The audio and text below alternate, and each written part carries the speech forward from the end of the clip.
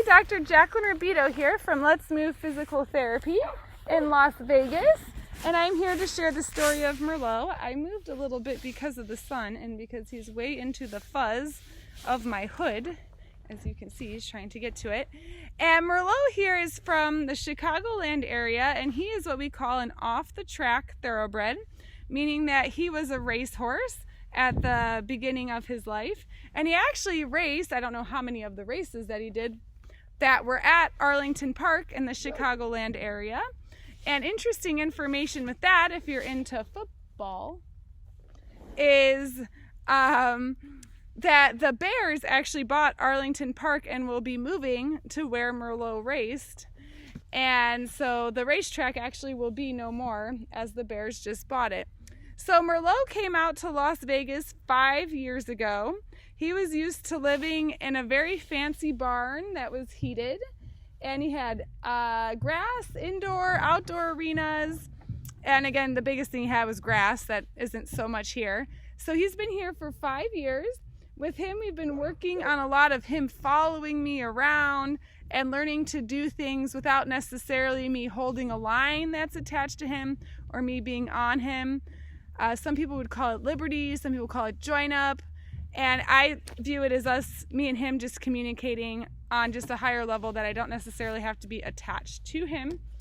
And he also has what's called kissing spine, and I want to relate this back to the patients because he has kissing spine or extreme sway back at one of the points in his back.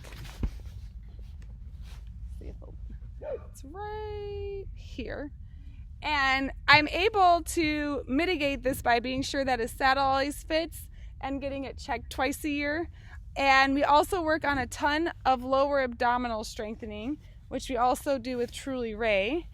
And so for him, he doesn't necessarily have to have surgery because we're able to control the pain or his performance through exercise, which is awesome. And I can safely say that his back doesn't cause him any pain at this time. He also sees a chiropractor as well that helps specifically, well, with his entire spine or back, but also with his TMJs, which are right here. If he'll let me, he might not let me, he wants to go eat.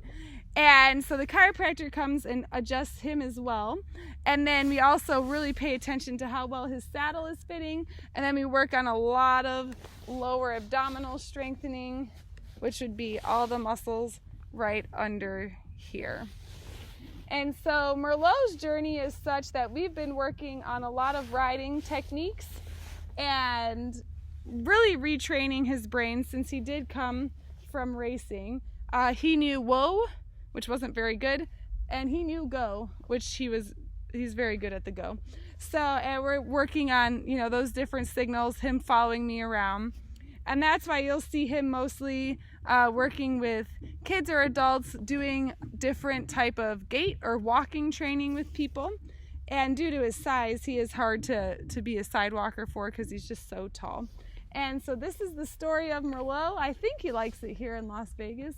It's definitely not as cold as Chicago, which is about, 20 degrees today.